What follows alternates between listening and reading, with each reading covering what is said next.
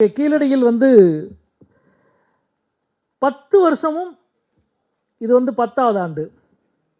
இப்பொழுதுதான் நடக்கிற வஞ்சக அரசியல் இல்லை, 10 வருஷமும் இதுதான் நடக்கிறது. முதல் ஆண்டில் இருந்து எப்படி அவங்க ஆய்வுக்கு அனுமதிச்சாங்க அப்படின்னு ஒரு பெயர் காரணம் தோழர் சொன்னார். ஆமா, 40 ஆண்டு ஆயிடுச்சு. மத்திய தொல்லியல் துறை ஒரு விரிவான அகழாய்வை தமிழ்நாட்டிலே செய்து காவிரி பூம்பட்டினத்தில் 70களிலே செய்ததுக்கு பிறகு வரல.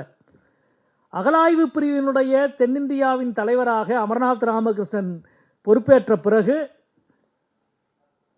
நாங்கள் தமிழ்நாட்டிலே வைகை நதியிலே கரையிலே ஒரு அகழாய்வை செய்கிறோம் என்று மத்திய தொல்லியல் துறை வருகிறது. 2015ஆம் ஆண்டும் 16வது ஆண்டும் அவர் அகழாய்வு செய்கிறார்கள்.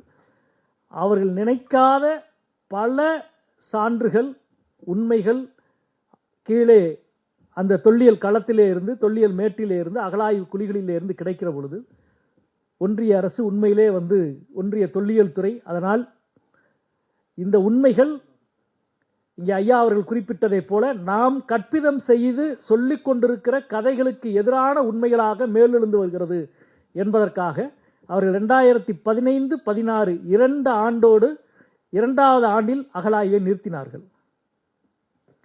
இந்தியாவில் இவ்வளவு வளமான சான்றுகள் கிடைக்கிற ஒரு தொல்லியல் மேட்டை கண்டுபிடித்தது ஏஎஸ்ஐ, மத்திய தொல்லியல் துறை.